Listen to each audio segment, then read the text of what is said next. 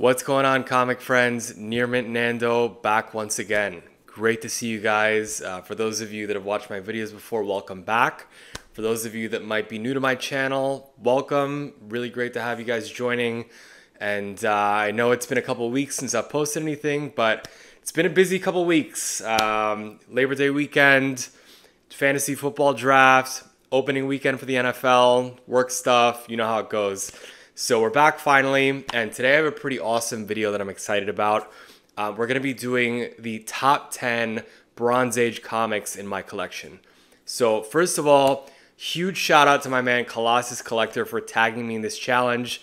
Really appreciate you showing me some love on your page, man. That's awesome. So if you guys aren't following Colossus Collector's page, I'm going to throw his info up on the screen right now. Make sure to check him out. He's got some great content also, some great books. So just as the challenge sounds, we're going to be doing Bronze Age books, but Bronze Age can extend into the 80s. So today we're going to be sticking to just 70s books. I am going to cheat with two books from 1980, but I figure since it's only 1980, you know, it's not really getting too deep into that 80s era. I do have a couple of books behind me that are kind of honorable mention for this list. They didn't quite make the top 10. But not sure if you guys can see, I have a Daredevil 168, first appearance of Elektra, and a Wolverine Limited Series #1 in a 9.8. Both amazing Frank Miller books, but to me they kind of fall into more of that 80s category. I mean, literally they're from the 80s, but to me they just have more of that 80s vibe considering they're Frank Miller books. Shout out to Frank Miller, big fan. And then we have X-Men 101 behind me over here, which is an amazing book that I love, but honestly, in a 6.0, I've gotten this book graded twice. Came back a 6.0 both times, so I'm not super happy with the grade, and I do want to try to upgrade to a better copy at some point. Regardless, love X-Men 101, such an iconic book and one of my absolute favorites. And then we also have an X-Men 95 and an 8.5, which is a great book, but didn't quite make the cut for the top 10. So without further ado, enough talking on my end. We're going to get into it. I'm going to show you what I have in my top 10 Bronze Age books in my collection. So real quick before we get started, I just wanted to give you a little more insight as to what kind of collector I am and how I rank these books. So generally I buy raw books, and I like to get them pressed and graded myself. All these books that you're going to see, I did buy raw and I got graded. I also got started collecting mostly Bronze Age stuff. So the majority of the stuff you're going to see here, I would say I probably acquired in the first like 5 years or so of collecting when I got back into it as an adult. But in the last year or two is when I've started mostly collecting Silver Age stuff. So the majority of this, you know, I would say these books have a story to them as far as how I got them and what makes them special and how they ended up on this list. The way I rank them is kind of a combination of things like key significance, artwork, value, maybe, you know, how much I paid for them versus how much they're worth after getting them graded and the grade they got. And just sentimental value, just kind of a combination of all those things. So it's my own personal ranking. It's not to say that these books are set in stone as being, you know, number 3 compared to number 10, etc. So I just wanted to give you a little bit of that insight to kind of make this, to put this all in perspective, let's say. So now, for real this time, without further ado, at number 10, we have Silver Surfer 14 in an 8.5. This is an early Bronze Age book from 1970. Awesome Spider-Man cover. Really love this artwork, and this one to me is a classic cover. Not a huge key, but a really great book and really high grade for, you know, for this age. And all that together puts this on this list for me. I love this book personally. I would consider this one of the better books in my collection. Not one that has huge value, but a really nice high grade copy of an early Bronze Age classic. And to me, this one is awesome. Hopefully you guys enjoy this too. But I really like that first series, Silver Surfer run. I'm still collecting quite a few of those books, but this is definitely one of the best ones I have from that series. At number 9, we have Avengers 87 in a 9.4. Very high grade book right here. Awesome early bronze yellow cover. This is the origin of Black Panther. This book, when I got it, I bought it online for, really good price. Didn't pay much for it at all. When I received it, I could not believe how good of condition it was in, to the point that I was questioning whether it was legit or not. I thought maybe the book was somehow counterfeit, or maybe it was a reproduction cover. It was almost just too good to be true. That's how good of condition it was in. But I got it graded and it came back legit, blue label, 9.4 white pages. This is just a really awesome book with great artwork. Not a huge key or anything, but in that high grade, I mean, this is special to me to have a book this age, and something like this, a book that's, I guess, a minor key, but an early Avengers book in this high grade, a near mint copy, to me that's special. And I love this book, and between being skeptical of whether or not it was legit, having it come back at 9.4, and just the book overall, the artwork, had to be in my top 10. All right, at number 8 we have an absolute classic book that I've showed you once before in one of my previous videos, ASM 100 in a 7.5. Such a classic. I would even call this an iconic cover. This is the anniversary issue, black cover, tough to find in high grade. Managed to get this book from a private collector at a good price. This is one that had been on my list for a while, and when I finally found it, this was one that jumped out at me that I had to grab, of course. Nice copy at a good price.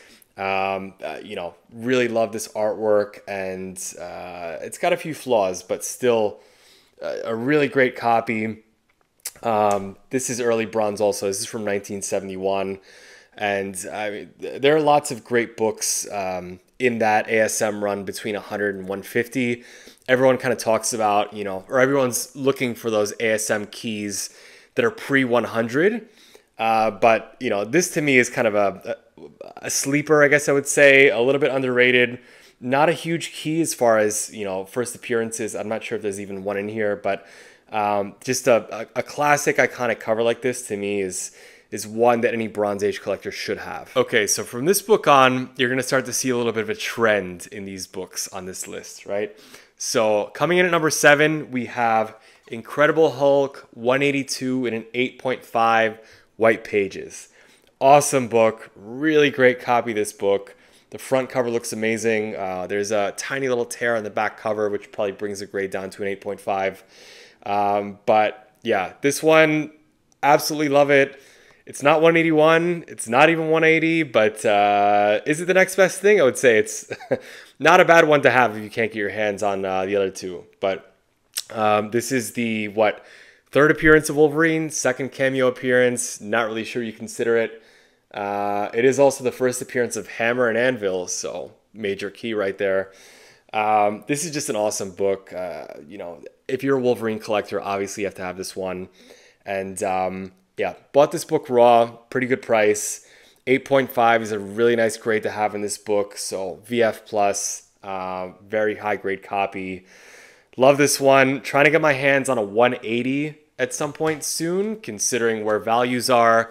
It's become a little more attainable recently. So I'm hoping, maybe at a show in the future, I see a nice copy at a decent price. Maybe I can trade a couple books for it and add some cash and get a nice copy without putting, $1,000 into the book. I would say these days I'm seeing copies, nicer copies between like 500 and 800.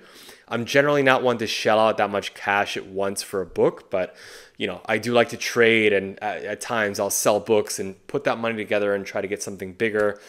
180 hopefully will be in a collection soon. I guess I probably just spoiled it and told you that it's not going to be on this list, but here we are. Next up, we have a book that to me is really underrated. It doesn't have major key significance or anything, but just such an awesome book if you're a fan of this character. One that you don't hear about nearly enough. We have X-Men 133 in a 9.6, very high grade copy here. This book I bought at a show in LA a few years ago when I was living there. I found this one vendor that had just come into, I guess, a small collection, like maybe like a short box or a long box of really clean X-Men books. I think he had just found them in like a storage unit or it was a warehouse find or something along those lines. But this guy had just gotten these books. They were barely bagged and boarded, barely priced out. I bought this along with a few other ones, and they all came back really high grade. But to me, this book does not get the love that it deserves. Just look at this artwork right here. Wolverine, early solo cover, possibly his first solo cover, I want to say. But taking on the Hellfire Club on his own, claws out, swinging, busting heads here. I'm a big fan of this book right here. I've had a couple copies over the years. And this book, if I find this, at a good price, raw, generally I'll buy it. This one is by far the best copy that I've had. Must have for any Wolverine collector. Awesome book. And this is number 6, if I didn't tell you that. All right, so now we're coming into the bottom half of this list, some slightly bigger stuff. This one is not a major key, but definitely I would consider it to be in the realm of a more iconic book. Coming in at number 5, we have Amazing Spider-Man 122, Death of Green Goblin in a 7.0. Really awesome book right here. Iconic artwork from 1973. And yeah, this, of course, goes great with ASM 121, which I do not have, unfortunately, but it's also very high on the list. This one I love too, and I did get this book at a show here locally. This is a book that I probably invested around, what it's worth right now. So I would say I broke even. I didn't really do that well, on the financial side of this one. But regardless, this was a great copy. I traded in a couple books and put some cash towards this.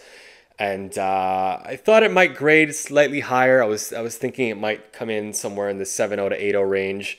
Ended up being a 7.0, and I think that's about right. I mean, now that I take a closer look at it, the back cover is a bit dirty, and there might be like a little bit of a stain also. But doesn't matter. Irrelevant. Really amazing book. Iconic Bronze Age ASM key right here.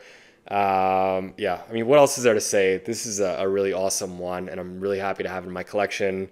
And yes, if you like ASM, you like Bronze Age books, you don't have this one, go grab it. If you can afford it, now's a great time to buy books. Go get all those keys, all those classic covers that you're missing. Don't spend all your money, of course, but do what you can within your means. That's kind of my philosophy, and that's what I'm trying to do without breaking the bank here. Next on the list at number 4, we have a real favorite of mine. This is a book that I looked for a good few years before I found a nice copy at a good price. I'm a pretty opportunistic and selective collector, right? So I'm patient. I'll take my time, and I'll wait until I find the right copy at the right price, and then I'll jump on the opportunity. This book I bought during the pandemic and didn't get scalped for it. I managed to find it at a good price, a better price that I was seeing at shows in previous years. And, of course, you can get better prices online than at shows, but I think I lucked out buying this from, someone that wasn't like a major dealer online. And enough about it. Here we have Iron Fist 14 at an 8.5. Such an awesome book. To me, this is really underrated, really undervalued. Of course, it's the first appearance of Sabretooth. If you're a fan of X-Men, Wolverine, I mean, this is Wolverine's arch nemesis right here. How this book isn't a bigger key and more valuable is beyond me. But to me, it doesn't even matter what this book is selling for in the market. This to me is just an absolute treasure, and one of the key pieces in my collection. Between the fact that it's Sabretooth's first appearance and he's on the cover, taking on Iron Fist, just the overall design here, the blue, the red, the yellow, like that's the kind of stuff that to me just really is iconic for the 70s and for Bronze Age. You would see a lot of yellows, a lot of blues. The artwork here to me is so awesome, and the significance, it makes it that much better. In an 8.5, this is a really nice copy. I've considered cracking, pressing, cleaning this book and resubmitting. This book was pressed before I got it graded, but it wasn't cleaned, and it does look like it used a cleaning. So I showed you guys some of my previous, experiment books that I'm sending in that I cracked and cleaned and pressed again. We're going to see what kind of results I get with those. And if the results are decent, this one might be one of the ones that's up next for a little CPR treatment. But regardless, number 4, Iron Fist 14. What an awesome book right here. All right, we are down to the top 3 last books on this list. And at number 3, we have one of the bigger Bronze Age keys, ASM 194 in a 9.4 right here. First appearance of my girl, Felicia Hardy, Black Cat. Iconic black cover, very high grade, near mint copy. Absolutely love this book right here. Aside from the book itself, this one is really cherished to me because I got this really early on. This is one of the, I would say, one of the bigger books I bought early into my career, maybe like a year or two in, probably the first year, I would say. I was still living in New York. I went to New York Comic Con for the first time. Went to some vendor's booth that didn't seem like a major, comic dealer. And this book was displayed pretty prominently on their wall. I took a look at it. I could tell it was in really good condition, and I was able to negotiate a little bit. I think it was priced at like $150, and I negotiated down to like $125, which is a great price for this book in this condition. To have it come back in a 9.4, I mean, that really brings the value up significantly. So regardless of all that, I mean, this is just an iconic book. I mean, Black Cat is such a major character. She's the Catwoman to Spider-Man's Batman. So we'll see if we see her on the big screen at some point. But despite all that, just an awesome character, and to have her first appearance in a 9.4, later Bronze Age book from 1979, but still one of the best books in my collection, and absolutely love this one right here. Coming in at number 2 is, I would say, the biggest win in my collecting career, and I'll tell you why in a second. But coming in at number 2, we have none other than X-Men 129 in a 9.8 right here. Big time book in this condition. This book I bought at that same show I mentioned earlier. I got it at LA Comic Con from that same vendor. I mentioned he had some really nice X-Men books, and I bought a few together bundled. This one, I remember specifically, I think this was the first book that I looked at that booth. I just got into the show. There was a guy holding this book, not even in a bag and board, really trying to haggle and get this book for next to nothing. Yeah, like a ridiculously low price, not even half of what this book should be selling for raw at a fair price. So, no deal, of course. The guy walked away. As soon as he walked away, I picked it up. I took one look at it, and I could tell this was a really clean copy. And I happened to have another copy of this at that point. But this one right here, considering the condition, considering the price that the vendor was asking for it, which is really reasonable for, a nice raw copy of this book, I couldn't pass it up. And do not regret doing that, because once I got it graded, to have this come back in a 9.8, I mean, this is a big time key right here. So this is a triple key. It's the first appearance of Kitty Pryde, Emma Frost, Sebastian Shaw. This is one of the bigger keys in the Phoenix saga, which I'm a huge fan of. But this book at one point during the pandemic was selling for up to 10 grand, which is insane. I mentioned I have another copy of this book, and in hindsight, I probably should have sold this at that point. I considered it. I couldn't go through with it because this book is just such a treasure to me, and such a valued piece of my collection. But excuse my language. I probably could have bought like a really nice, like a high grade copy of Giant Size X-Men 1 or something if I did that. Probably should have done it, but regardless, hanging on to this one for now. Love this book. Still worth into 4 figures. Kills me to think how far down this book is in value from where it was at that point when it was at its high. But yeah, this book is a really great one. And if you're an X-Men collector, obviously a must-have. It's down now, but I think this book is coming back up in value, and especially once we start to see X-Men come into the MCU, this one could very well blow up again. But regardless, this book, this copy, this is it for me right here. And it's only number 2, so I got another good one for you. The number 1 book in my collection, well, excuse me, the number 1 Bronze Age book in my collection from the 70s. None other than X-Men 94 and a 7.0 right here. So this is the second appearance of the new team. This is their first appearance in the actual X-Men series. So of course, Giant Size X-Men 1 is their real first appearance, but that was a special edition. So this is also the start of the Chris Claremont run, which absolutely turned X-Men around.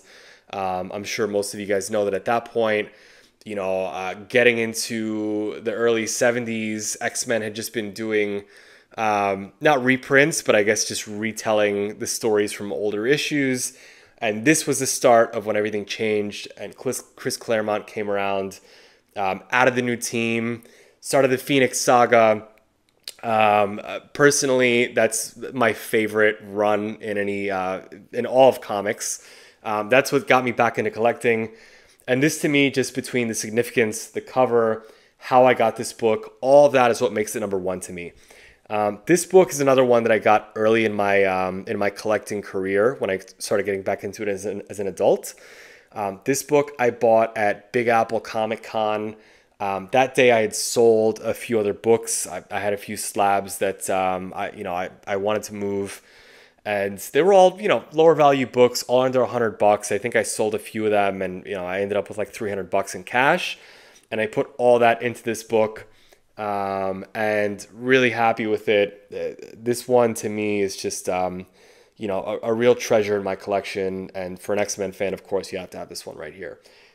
This book, honestly, I'm considering buying another copy just because I love it so much, and now's a great time to buy. But this is a great copy regardless in a 7.0. Big key for the X-Men run. And yeah, what else is there to say about this one? One of my absolute favorites and one that I love having in my collection.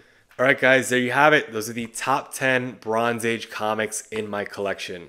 Shout out to my man Colossus Collector once again for tagging me in this challenge.